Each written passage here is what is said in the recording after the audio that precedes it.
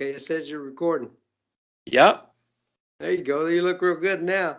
Okay. All right. I think we're back. Okay, good. So this will just be hi everybody, we're back. So this will just be part two. This is just two guys trying to figure out technology here and talk I about think their neither one of us are, health. neither one of us are 12 years old. How we expect to work this technological stuff, Exactly. Exactly. So I'm just going to run through some of the questions that I had for you. I think a few of them we might have inadvertently touched on already just in our natural conversation. But tell me, before you changed your health and your nutrition, tell me like a typical, like what you would eat in a day. Um, I can tell you Monday through Friday, I left the house with a fried sandwich. Of course, the bread was fried with butter, and it had an egg. I raised my own chickens and had a lot of eggs to eat and would have bacon on it. And I think that was pretty much breakfast every day of my life for almost 7 years, or, thereabout. For lunch, it would be some kind of a fast food. And usually that's after some kind of a little snack or something, mid-morning. Uh, mm-hmm. I did a lot of driving, as I mentioned, and always had bags of salty junk I bought at the convenience stores. And I probably drank, I don't know, at least two giant, the big gulp drinks you would get from the 7-Eleven store. And then, Right. it was just soda all the time. Coffee in the morning, Wow. soda the rest of the day. That's Okay. pretty much it. A lot of really standard American diet. Yep. Yep. Definitely. I'm gonna just plug in my phone here to make sure we don't make sure I don't run out of battery. I've Can you got see a, me okay? yeah, yeah. I've got a Okay. spare battery. I got one of these little batteries here that's plugged in already. So I'm trying to stay online. Okay, great. When we got cut off there a minute ago, I said I had like 35% battery or something, Oh and no, I didn't want to get any lower. So can you I see me hear you. okay? Yeah, Okay, good. So the fried bacon sandwich, bacon and egg sandwich, yeah, fast food, soda, yeah. stuff like that. I just, I had grown up, if you didn't have meat with a meal, uh, you didn't have a meal. And Right. a lot of meat and a lot of bread. Yep. I eat salads on occasion. I enjoy salads and things like that. I've yo-yo dieted a lot. I had lost some weight on a Naturally Fit program, which was really a very intelligent diet that a Dallas doctor had put out. And Mm-hmm. a couple of times I had lost down, 175, 180, felt real good. Okay. But then I'd quit the diet and I'd go right back up, I'd balloon back up. Right. Probably at or more than 240 whenever I had my heart attack. And Okay. it was the worst I'd ever been. It was just embarrassing. I hated to be in front of a camera. Yeah. The hurt's been enough for me. But yeah, that's pretty standard diet. And it had to have meat and lots of potatoes and Yeah. fried taters, of course. That's the part. Right. Yep. Exactly. Yeah, everything was fried. I'd eat anything fried or anything covered in chocolate or anything covered in chocolate that had been fried. It didn't matter. Just it was one of those two. Definitely. Yep. And then how about now? Oh, now it's always going to have beans. And sometimes I even eat beans for breakfast. Okay, All and right. nearly every meal is going to have at least one big handful of chopped up kale. Purple cabbage is one of my favorite. And one day we came back from doing a job that my wife had been working at, and I went to help her, and I didn't have anything to eat except what I had brought, which is usually a whole bunch of bananas, apples, and this time it's like a half a head of the red or purple cabbage, and I got to eat that cabbage, fresh, uncooked, and ate the whole thing.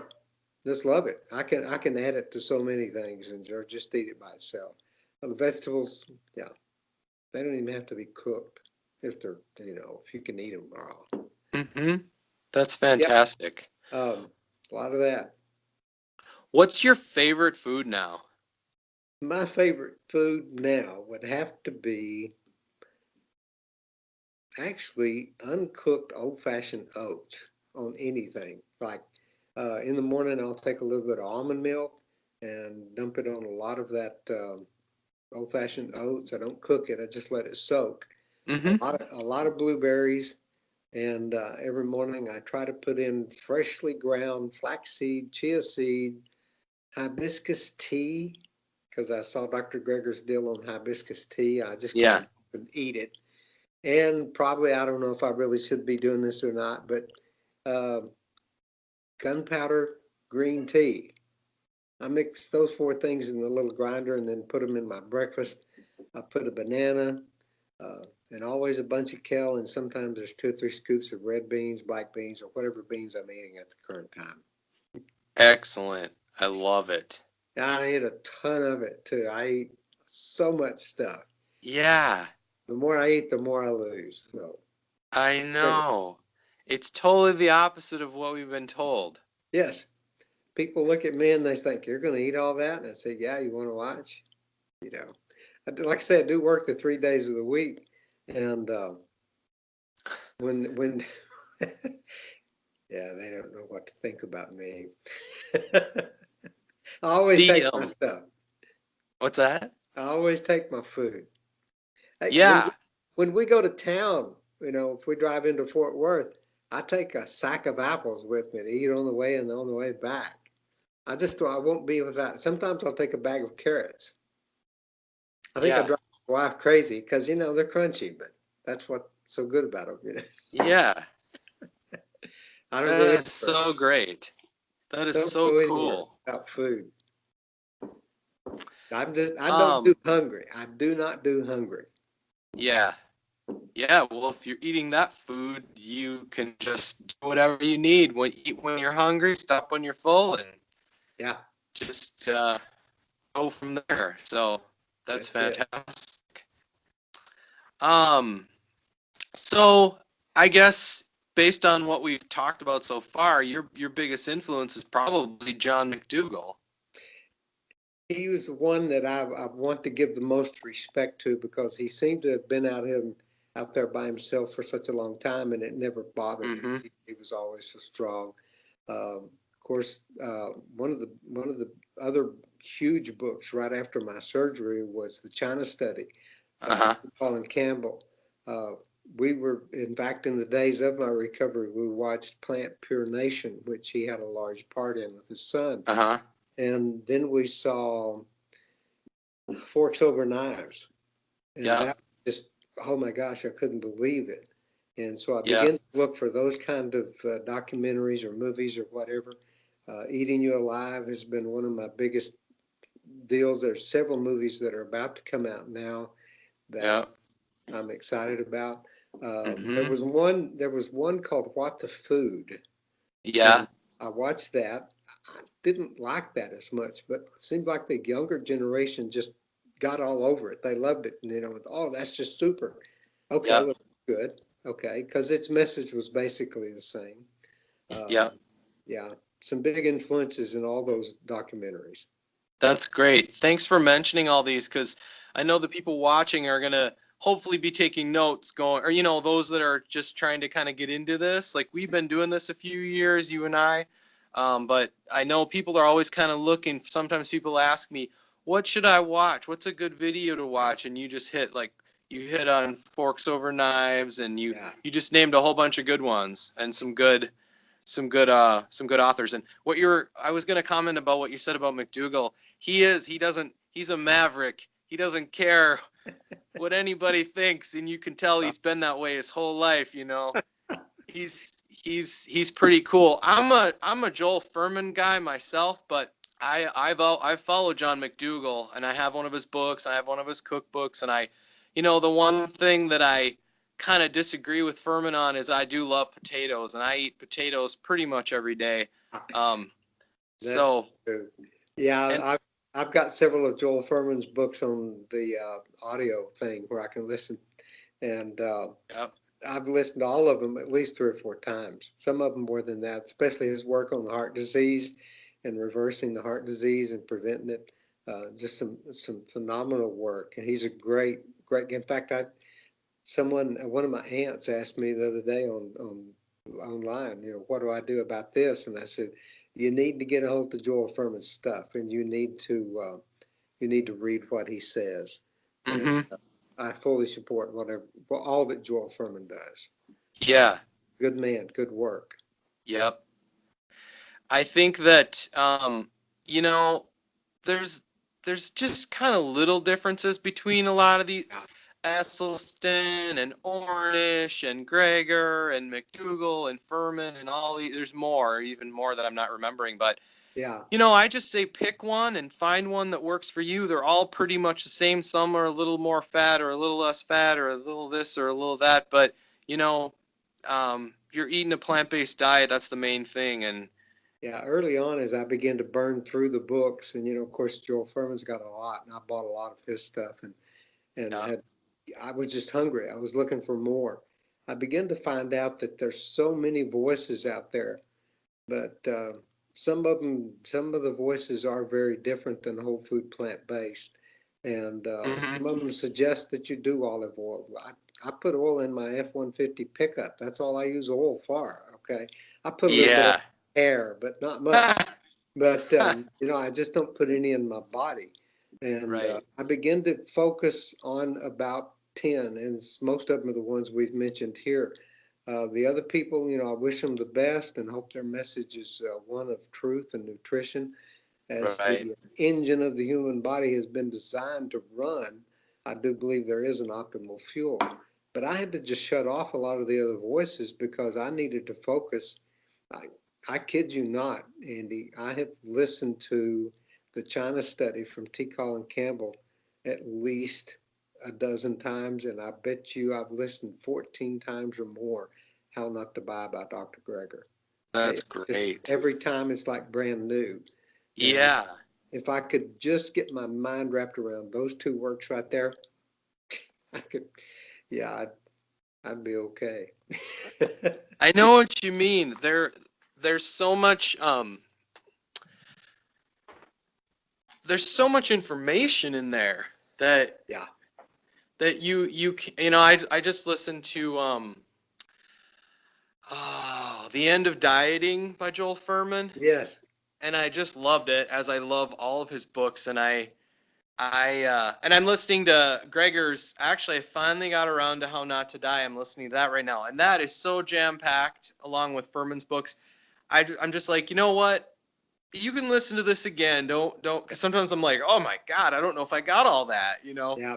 But so that's great. I'm gonna listen to them again, just like you did. It's Yeah. And when I'm mowing the yard, I've got the hearing protection on, and either the earbuds or the Wi-Fi going into my hearing aids where I can listen to them while I mow the yard or drive the car or things like that. nice. And yeah, I feel like I'm redeeming the time by doing at least two things at one time. Definitely. I know. I love audiobooks. They're so Yeah. great. So how big of pants were you in when you were 240? I was wearing consistently 38s and looking at getting some 40s because the 38s just weren't working correctly. Yep. And the last 3 pair of pants I bought, because I don't know if I'm finished losing weight, which is never my goal. Getting my health is my goal, but the weight Right. keeps falling off. And according to Dr. Furman, I've got about 15 more pounds to go. But I've never tried to lose weight. So that's why the last 3 pair of pants I bought have been 30s. But I'm not going to buy a whole bunch because I may be in 28s. I don't know. I know. I might go down one more myself. I'm not sure, but I'm Yeah. okay with where I'm at. And you're okay with a 30, but you might be Oh a Lord. 28. I don't think I was in 30s when I was in junior high back in the 60s. Uh, Wow. yeah, it's definitely different. I have hardly any clothes left to wear and I'm too cheap to go buy them. But yeah, Yeah. I'm wearing small, the t-shirts, I'm wearing small, whereas before it was extra large. Uh, Wow. yeah, I it's a big, love how I love how you're saying that weight was never your goal. yeah. Um, it was never my goal to get to be this sexy, okay? But it just happened, okay? That's awesome. It Because just kills that's people when I tell them that, yeah, my continued at this moment purpose is to gain my health. yeah. But when you get healthy, your body will take itself to its its optimal weight. It'll take it there. You don't have to worry about it. It's a freedom from the insanity of, oh, the weight issue, the weight issue. People are just under such a terror. If you just focus on getting the healthy, you're going to have so much fun when you get in the scales and somebody says, your clothes look baggy. Yeah, I know, isn't it wonderful? But when you focus on the health, the weight's going to come right along with it. And it'll do it healthy. You'll lose Ah, weight in a healthy manner. No drugs. I fully endorse this message. Yes, it's just incredible. That's I, awesome. I see so many people suffering, Andy. They're just torturing themselves over and over and over, and they have no relief. They Yep. have no joy. It's sad. It's really Yeah. sad. That Yeah, the freedom. it is.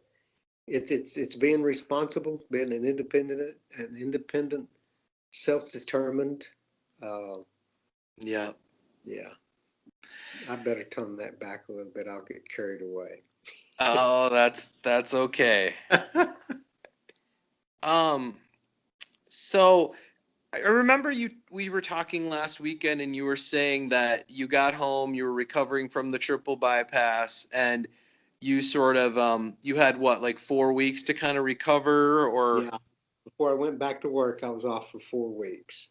and that you used that time to sort of well, your son had kind of planted the seed about McDougal to you. Yeah, he did.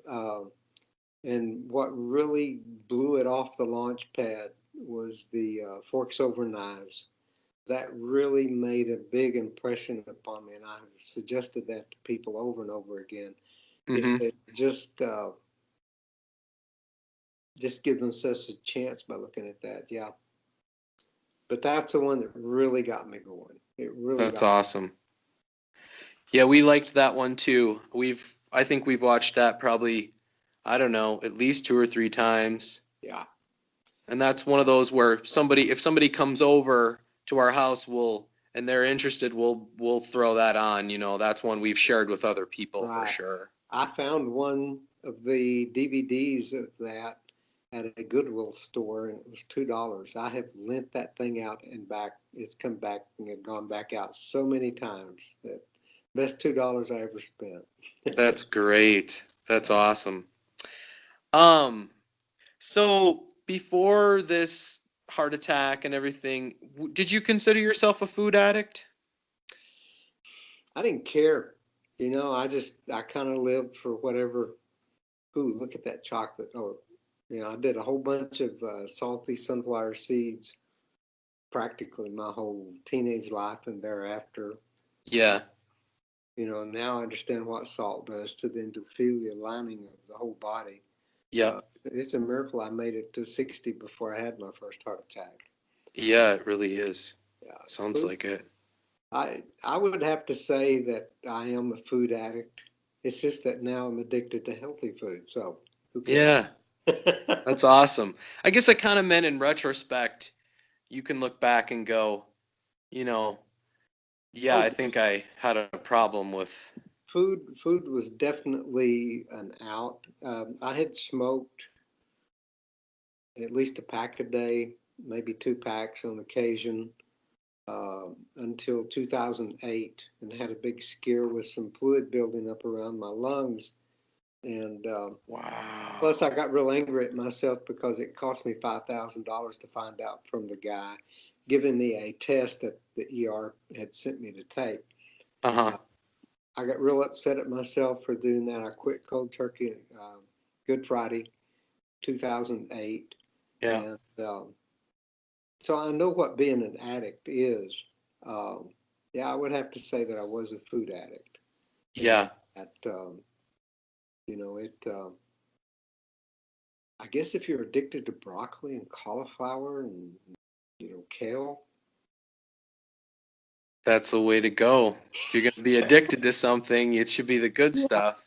Somebody asked Rich Roll, the famous ultra marathoner, if he felt okay about giving up his addiction to alcohol for running and eating healthy.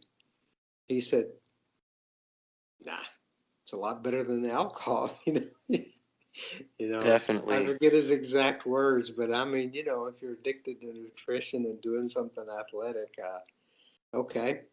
Right. It's like, hi, my name's Ray. I'm addicted to fruits and vegetables and whole foods and plants. And I like Oh, that. I love it. I love it. Maybe we That's, need to get a 12-step program for addictions to health and that physical activity. I don't know. I yeah, think, you know. exactly. The reason I bring that up is because I think that food is still, we don't look at food the same way as alcohol, drugs, tobacco, all that, gambling, all that. No, we don't. Food is one of the most intimate things that a human being can do, and and be legal. Um, Yeah. it's a very important part of us, but it's like it's like yesterday morning we made a recipe out of eggplant that's supposed to be like pulled pork, okay, Yeah. for a good barbecue sandwich. Well, Uh-huh. we tried it. It was okay. I'd give it a B, maybe a B minus because of the Okay. text. But after discovering the spaghetti squash, and we thought, my wife said, let's try it with that barbecue setup that you did this morning. So we did that, except substituting the spaghetti squash for eggplant. Oh my goodness, it was incredible. It was because of the texture and that intimacy with the way that it felt, the aroma that it had. Yeah. That's some pretty heavy stuff, man. You know, uh, Yeah. but spaghetti squash is real good for you. So, Yeah. There's yeah, nothing like good food, you yeah, know? and it's something that you can share with friends, with family, something you can share in a big group, or it's just something that you can have by yourself. It's just incredible. Yeah. Um, Not only is it, there's a reason why we can have these relationships with food.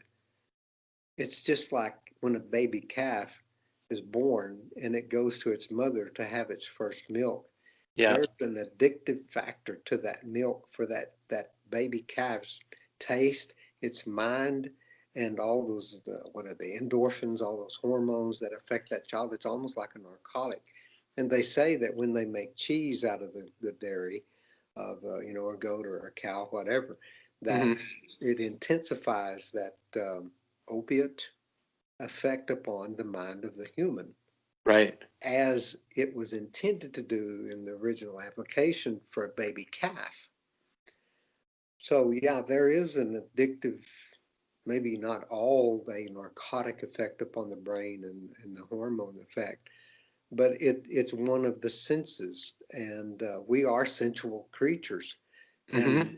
we're also sentient and we're supposed to be able to deal with the logic and the wisdom of the physical and the effects that it have upon us. And Yeah. it's a I'm a food addict. Okay, I Yeah. am. That's all I Same. can. Same. Like Yeah. I'm one of the people that I don't do moderation.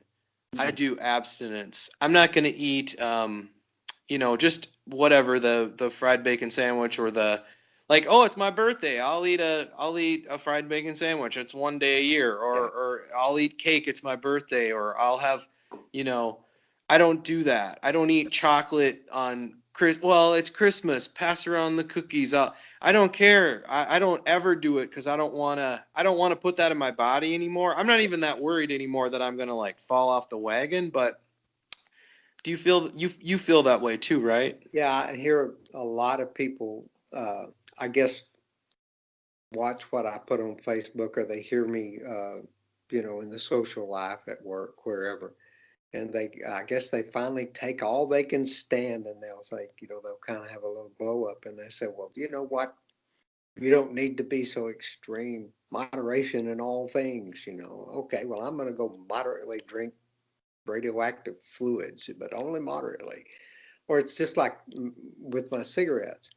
Um, I'm just going to moderately smoke half a pack today instead of 2 packs. That'll be moderation. Won't that be great? No, it won't.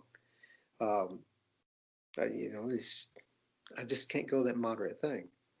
And I'm sure that there've been a lot of people who've seen me and they think, yeah, well, Ray's Mr. Healthy Eater now. Oh my goodness, Ray's Mr.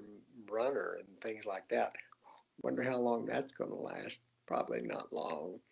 Because Yeah. if you shut up about it, we wouldn't have to listen to it. Well, bless their heart. I've got 110 and beyond marathon to run in 2065 at my birthday party. That was that long age thing we were going to talk about a while ago. I Yeah. teased the running club about that. I say, yeah, you guys are all invited to 2065, my birthday party, and I'll be 110. The marathon in honor of my birthday is going to be 110 beyond. I'm The not, way you're the way I'm not you're kidding. talking, I think you're gonna do it. I'll be there. Andy, you're invited. Hey, I'll give you free admission too, okay? Thank you. I appreciate that. I had some questions prepared and we're just kind of naturally getting to them. It's interesting. But that was kind of what I was gonna kind of ask you what you were just saying about like do people at work or do some friend not just people on Facebook, but do you have people in your life that are I don't know, how do people handle that? Like, because it's hard for people to see someone making really good changes and they're not doing it, and then they get kind of upset about it sometimes. Yeah, comfort zones are really something that that no one likes to have rocked or shaken or um,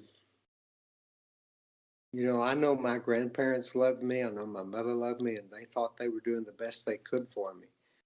But you know, if you could go back to your folks and say, look, all that way of eating, all that lifestyle is not healthy. It's harmful. You know, watching them smoking, rolling their own cigarettes and pumping their pipe full of tobacco and things like that. Um, it really disturbs people when they find out that maybe grandma wasn't doing the sweetest thing in the world for them, or mama, or parents for their own children. Because I bought that crap for my kids too, and ate it with them. Uh, People get really upset, and I think sometimes it almost becomes a little bit scary because they get almost to the points of you wonder if it's fixing to get violent, um, because they don't like you telling them about what you do or don't do, that you believe something's wrong, something's injuring, or something just doesn't need to be happening. Yeah, people Hmm. get upset. I see it more online because you can be a bigger, bolder guy online or gal, and Yeah, it's easier to happen that way. right. And sometimes it's scary. Sometimes it's just really hard to take. Um, Yeah, and people do get upset. Their comfort zones are really messed up. right. I mean, if you every day we drive by the famous restaurants when we go into or come back into town, all the big worldwide chains, and I think, you see those people walking in, they're all happy holding hands, and it's the grandparents, the parents, and the children. And you think, oh my gosh, if you people only understood what that was doing to you, you know. Yeah. But if I were to walk up there and try to evangelize them with the truth of nutrition versus bodily injury, they'd probably call the cops or, beat me up and kick me out of there. Yeah. Don't mess with my fries because I supersized them. Yep, exactly. So you don't let peer pressure kind of dictate, well, I'm guessing you don't let that dictate any of your behavior at this point. You're focused and Like I had mentioned earlier, there are some things that really have upset me. And, maybe if I went to a counselor or psychiatrist, they say, we need to work on this anger issue. It wouldn't be the first time that's happened, Andy, by the way. But yeah, sometimes I think maybe when I was working on my blog where I can be a little more bold, before I Mhm. put it out there, maybe sometimes I can just even become maybe a bit vulgar. Uh, Okay. and the anger just really comes out. But if I get a grand reaction to that, that flashes back at me, sometimes I'll I'll kind of pull away for a while, and I kind of take a break. Okay. But then something will happen, and I'm right back in the middle of it. I'm just back in the passion of talking about the nutrition, the power of plants, uh, Yep. the optimal fuel for the human body. Uh, Mhm. I'm right back in it, and just like it never happened. But it's kind of like a on again, off again, occasionally, as far as my emotion. The issue of maybe doesn't mean I'm going to go out and get some fast food at a drive-through. No, that'll never happen. Am I going to go back and partake of animal products? No, I can't. I can't ever see that happening again. Yeah. And it just is. That part's become repulsive. But the battle with the attitude of other people, the peer pressure you spoke of, sometimes sometimes I deal with it. I just kind of maybe get quiet. It's like after listening to How Not to Die by Dr. Greger for the 14th time, and I've been months and months and months of listening to stuff like the China study and prevention and reversal of heart disease and all these really deep, serious books that I kind of have to focus to get my mind wrapped around the science. I'm liable to just pull out a good old space blast in sci-fi and listen to that book once or twice, just for a break. But then I come back refreshed. Yeah. Yeah. So I guess what I'm getting at kind of is like the folks who are following my page, for example, and other people out there, other people in my life, like just I don't know, just people I know in real life.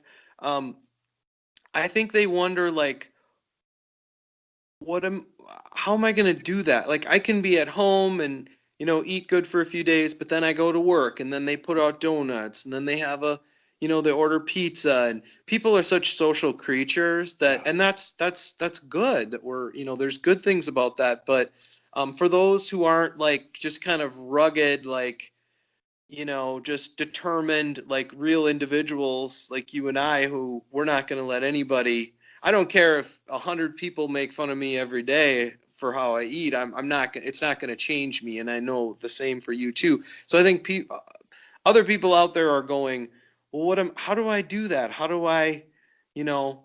And I'm with you. I've listened. I listened to Joel, or not. I actually read the book, Fast Food Genocide by Joel Furman. Did you say you read that one too, or Oh, listened to it? listened to it 3 times.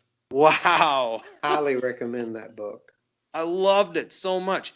So after I listened to him tell you what a donut will do to you or Yeah, what bacon will do to you, I'm just like, okay, I don't have to worry about eating that again. Like right. that it's sort of like there's a proverb that says something like to what is it? To know and not do is not to know. Yeah. Once you know, it's like how can you, it's like you get an education. You can't unlearn that. So I don't know. I guess I still kind of struggle with how to sort of coach people on that, about how to not, I don't know. I think I think everyone is going to be a little bit different. You know, I don't think a rubber stamp is going Yeah. to satisfy, goodness knows that in the 3 years and some odd months that I've been this way, um, to say that I've got any number of people that I could point to and say they decided to do it because they saw what I was doing, that Mm-hmm. numbers, you can count them on one hand maybe. Yep. But it's one of those things that you're going to be alone fighting this battle a lot. It's just going to be something you're going to have to stand true to yourself with and make sure that you be true to you because you're the only Yeah. one you can control. And the best thing that you can do for other people is take care of yourself. So that's kind of my go-to thing. I find myself getting pushy or trying to force what I feel and what I believe, even though it's science, a lot of what I believe and why I believe it. Mm-hmm. You can hire a crazy scientist to say my science is wrong. So, what are you going to do with that? But yeah, as long as you know at the end of every day that you've taken the best you can, the best care you can for yourself, I think that's going to make you feel the best, and it's going to re-energize you for tomorrow, Yeah. to do it all over again. Plus, it feels really good. You know, that I helps. know. It really helps a lot. I know. I tell people I don't eat all these vegetables because it's lousy or it's a drag. Yeah, You it's a lot. know, it feels good. It feels better than the way I used to eat. So Oh yeah, it's not even a comparison, you know. I eat a meal now and I feel like better than I did before I ate. It's like what people are trying to get from an antidepressant or whatever, right. it's right in the food, you Yep. know. Yeah. Um, I I was just at work a couple days ago and I've just been really hungry this winter because it's so cold out. I'm in Minnesota and I went and got I got a bag of apples and a bag of oranges and I was so hungry. I don't normally do this. I don't normally eat between meals, but I had like two apples and two oranges. And then I was good like until dinner, but it felt so good. It was just like I took a happy pill, and I'm sure sounds like you eat apples all day long, it sounds like. Sometimes I'll eat them all day. Um, Yeah. yeah, So, I just I don't know. I don't know how people can go back to, well, they've never been away from it. yeah. But it's been a life changer. And I'm 63. I'm fixing to be 64 next month. Yeah. Um, you know, you kids, y'all, you'll be there someday. Yeah. But yeah, it's one of those things where I eat. I just, like I said, I just don't do hungry. I eat Yeah. huge meals 3 times a day, and um, if I get hungry, usually I grab a fruit. Just eat a lot of fruit. Yeah. That's what I do too. Well, thank you for sharing all this. I'll say it for you, even if you don't agree with me, all this wisdom and just all the experience you have. And I just think it's such an inspiring story, and that your book can be called "From Triple Bypass to Marathon Man." I mean, Really? just to show people what's possible with, you know, nutrition is so powerful. Yeah, there's a lot of power in the plants. There's just a, a whole different way out there that's a lot more beneficial and healthy and happy. Uh, Yeah. yeah. Well, I appreciate you giving me a chance to share this. It may not be the last time we get to visit and talk, and hopefully someday we can shake each other's hand and share Definitely. together. Definitely. Yeah. So I'm excited to put this up on my page, and I'm going to try to get it up on Facebook or on YouTube, rather. It's going to be in two parts. and that's fine. And this will give some people out there something to chew on. You bet. Pun intended. Then that's a good one. I like puns. So, all right. Thanks, Ray. You bet. Y'all stay warm up there. We'll try. All right. All right. Talk to you soon. You bet. Bye-bye. Okay. Bye.